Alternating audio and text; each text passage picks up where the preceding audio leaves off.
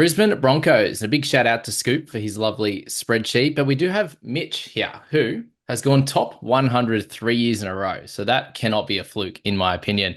Last year was 21st, the year before was 61st, and then snuck into the top 100 the year before that. So as a man who knows what he's talking about, lives pretty close to me as well. So that's a nice win as well. But Mitch, welcome onto the channel, and just want to let everyone know we will be seeing you a bit this year. So thanks and appreciate you wanting to jump on the channel and being a part of the private group as well. Yeah, no, it's really good to be here. I've watched Scoop and Matty Thompson jump on a few times, and yeah, it's really exciting. I'm looking forward to it. Um, I'm a big Brisbane Broncos fan. I do take fantasy probably a little too serious in times. You can probably talk to my girlfriend about that, but no, I'm really happy to be here and yeah, chime in when I can. Beautiful, mate. So with your Broncos, it was obviously a very, very tough season last year, and it probably affected the fantasy scoring a little bit. I suppose outside of the big three in Haas, in Carrigan, and Walsh, we did see a bit of a drop off with guys like Adam Reynolds, some of the outside backs, probably not as strong as what they've had in previous years, mate. Where do you see any of the value in the Broncos team right now? Um, Definitely. Depending on how Madge wants to play it, new coach, new systems, and all that sort of stuff. Blake Mozer is very, very interesting. I don't think he will get the start come round one, but definitely in that Origin period, I have a feeling he's definitely going to take over that number nine spot from Billy Walters or Corey Pakes if he makes a return into the side. So I feel he will be a mid-year type cash cow. Probably not one to start with, as I don't think he will start. But a lot of this side, it picks itself. But when sides like that pick itself, there's not a lot of value. I mean, Hayden Haas again will be priced probably where he is. And very interestingly enough, with that, I had a look that he's only played under Madge three times in Origin, and each game of Origin he played I think 53 to 56 minutes. So a lot very different to obviously the Broncos and Clubland, but depending on how Madge uses him, I don't think Payne has to be playing 65 minutes, 60 minutes ish. I could really see Madge trying to go with that 55-minute Payne Haas. And even then, he's probably maybe a little overpriced, but I'll still start with him because it's one of my number one rules pick and stick with Payne Haas, consistent scores. But the rest of the side is pretty much at value. Piakura priced at probably 32, 33. I don't think I can go back near Piakura. It was a tough watch last year. That 4 or 5 week hold just for him to produce nothing, very tough, probably in the never again list, but probably not a lot of value to begin the year. Yeah, it's interesting. You've got the always pick Payne Haas rule, and Bevan, who came eighth last year, has the always pick Isaiah Yo rule. So they're Yeah. definitely a couple of guys that you just won't lose with, will you? Because of the Yeah. consistency value on those guys, mates. The outside backs. Actually, let's while we're here, let's talk about the. Are they going to keep Stags and Cobbo? Are they going to lose both? Are they going to keep one? What do you think? I Now I think this is just me looking through my supporter lenses. I have a feeling we're going to keep both. I don't know how we will, but even when the Ben Hunt charade was going on, I was pretty adamant we were going to get him. I was very sure we were going to get him. I don't know how we would do it, but I've got a feeling. I'm also hoping that Madge works his magic, gets Cobbo fit, can convince him to stay for unders. But I personally think they're going to stay, but a lot of people probably don't. So, I think they will though. Okay, interesting. Do you think that he stays in the centers this year? I have Cobbo going back to the wing. I think we really missed him last year playing in the centers. He does offer a lot, and Dean Mariner he was a great finisher on the wing, Hmm. but I think we get more out of Cobbo playing on the wing and then Dean Mariner kind of filling a gap at that center position, I think. Yeah, do you see him as a better player on the wing, Cobbo?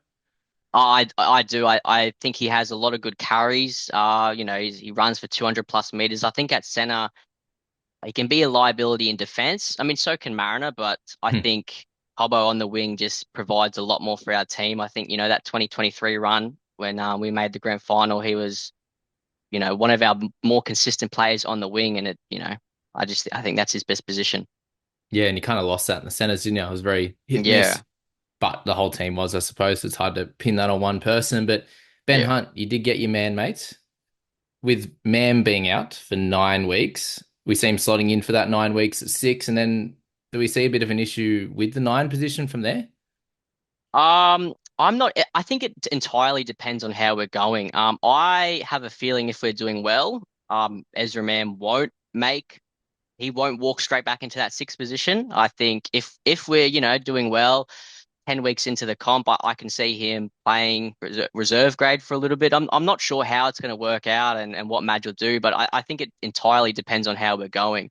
If Ben Hunt goes to nine, does it stunt Blake Mozer, that sort of thing? I mean, if we're outside the 8, 10, 13, he probably does walk back in. And then we put Ben Hunt back at nine, but I'm quietly confident he probably won't walk straight back into the side. Hmm. Yeah, that's the interesting thought about Moser then. Like, if he is to be named on the bench to start and expect Yeah. probably about that 30 minutes, is he someone that you could start with? Or do you think that you could almost see how it goes? Uh, I think you can almost just see how it goes. I think we don't have a buy until around 15 or something around there, whatever that Yeah, is. 12, So 15. yeah, something around that time. So with Billy Walters probably to start, Blake Mozer, like I think Blake Mozer will be a cash cow, just probably not to start the year. Maybe depending on how many minutes we go, see trials, see if Billy Walters potentially falls out. If Blake Mozer was to start round one at number nine, I think that's different. But I think if he starts on 14 and on the bench, then I think he's a miss personally. Yeah, no, that's fair. And I suppose you could see it happening. Hey, like you start off the bench, comes out, scores a try, or sets up a couple in that Yeah, first, and then it's like, well, his cash gains have started, and in that yeah, 30 minutes, he probably still makes money, but that's the risk. Hey, and maybe just yeah. talk to us a little bit about how you play fantasy, mate, in terms of your selections on that sort of risk profile. Yeah, well, it's really hard to dive into because I like to have a bit of fun with fantasy. Probably not to start, but every year I like to have one or two really rogue picks. I know last year I jumped on Victor Radley when he had the duel, so that was a tough watch. But I knew what I was getting myself into. I wasn't really asking anybody for advice or anything. I was like, let's have a bit of fun. The year before that, I jumped on Luciano Leilua when nobody did. I think it was a 0.3%. And it's guys like that where it's a bit of fun. The pod potential is there. He could easily score a 60 or he could get a HIA like Victor Radley. But no, I don't like to dive into the numbers and statistics too much. It's really nice to read and have a lot of articles by other people like Scoop and who do that information for us. But I like to play it by ear a little bit. If you buy plan from round one, a lot of things will go wrong. It's good to keep it in mind, know who's playing, know what's going on, know if you need a mid or two. But, if you do your whole season based off the buy rounds, you're going to end up hurting yourself at the start or at the end. And it's probably not worth it. It's always good to save trades, but it's pretty fun to trade. And, it's just exciting. So I'm definitely, I like to play aggressive. I like to go from the get-go. We do months of research, and then as soon as the game opens up, you just want to go, go, go. So it just depends. I think last year I started round one, I started in rank 78,000. And it was, yeah, I had to keep reminding myself that, it happens. I don't think I've ever started the year very, very well on round one. It's one of my biggest goals upcoming for this year is to have a really good round one. And if I can come back from 78,000, imagine what I could do if I came back from 1,000 sort of thing. Yeah, that's been a lot of our study over the off season has been looking at those starting picks and trying to get that a little bit better. And Yeah. that analysis I went through on that top 10, I think I had to came up with four different strategies for how Yeah. they played it, whether it was trading hard early, whether it was saving some and coming hard at the end, which Hayden did. I think he pushed from well outside the top couple hundred with like 7 weeks to go and finished ninth. Like there's different ways you can go about it, which is cool to see, Yeah, and he we'll killed see it. that through Yeah. the preseason with yourself, mate. And on that pod route, Adam Reynolds, a bit cheaper than previous years, but is he too tough of a pick, too much of a pod with Ben Hunt there? Absolutely. With Ben Hunt there, Adam Reynolds is one of my Yeah, I think I've had him not last year, the year before in a Broncos jersey. I think Bev jumped on him at the end of last year, the last Yep. two rounds as a pod route, and not this year, unfortunately. He is made out of glass, but just because Ben Hunt's there, he'll just take up too much. If it was partnered up against Ezra, then you know the discussion would absolutely be warranted. But again, he is made out of thin glass, so it's probably not worth the headache. Yeah, definitely. And what would you say to anyone that is looking at Piakura with a 30 average? Look, I'll probably have a look at him again, but just don't do it. He's, as a Broncos fan and a diehard, he's a hard watch as a football player. Misses What tackles. happened? He's very lazy. It's just, I don't know what it is. You hear Michael Ennis and other commentators really, he's Origin caliber, but if you watch him as a fan, take out the fantasy, he's a very hard watch. That left hand edge next to Ezra Mam was just, yeah, diabolical. Yeah. But I think Cobo hit and miss. yeah, as a fan on the fantasy side of it, he just doesn't get involved. He misses so many tackles. Again, he's also one that's a HIA magnet. Mm. But he just misses so many tackles. I'm hoping maybe Madge can bring that Ben Teo effect out of him, and Yeah. I think he's worth the watch. Where if he comes out, scores a couple of 40s, the price is there. Maybe we jumped on a year too early, but I don't think you can start with him because it's a hard watch. Yeah, it's a big risk. I suppose if he comes out and because his first year he looked awesome.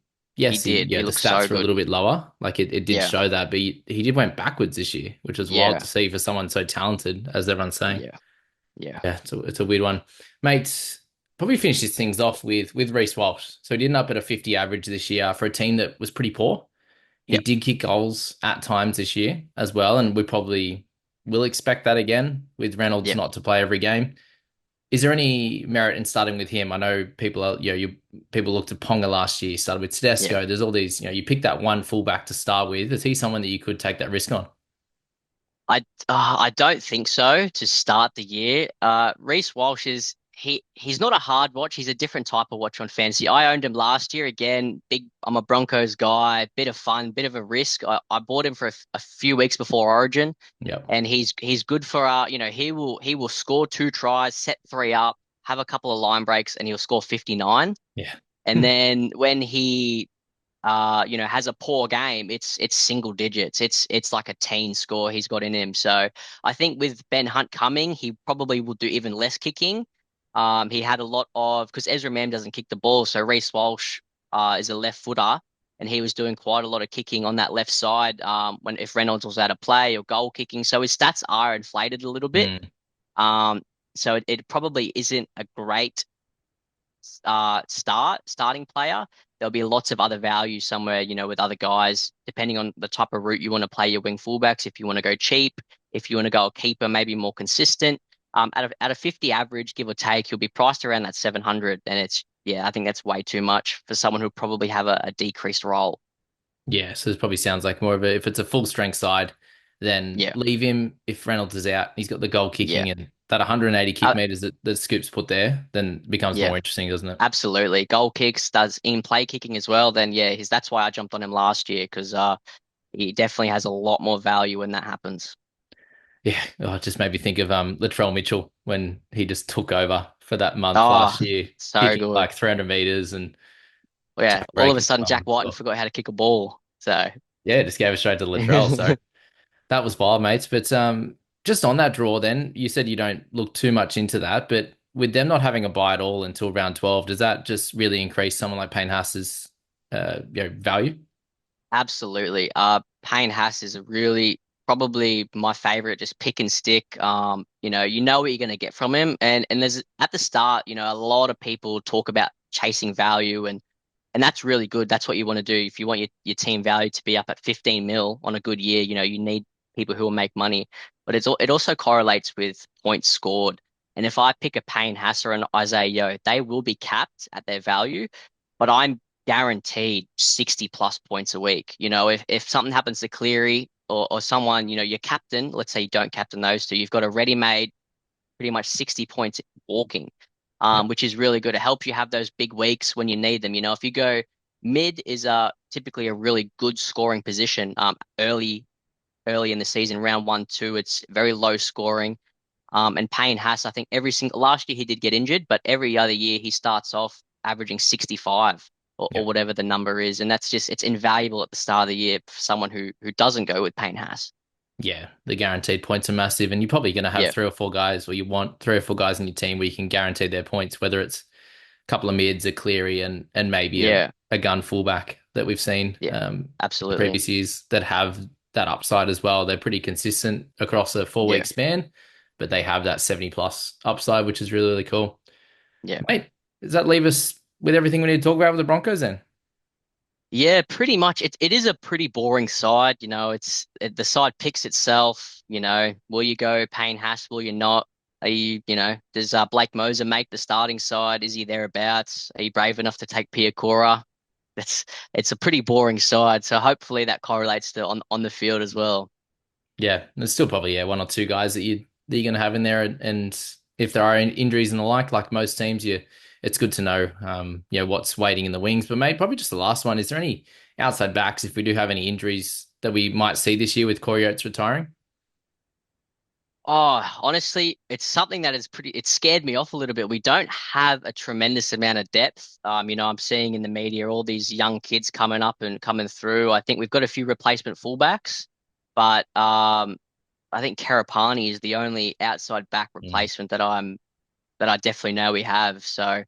yeah, we're definitely pretty thin, but hopefully we see a couple of young kids thrive in the trials, and then there we go.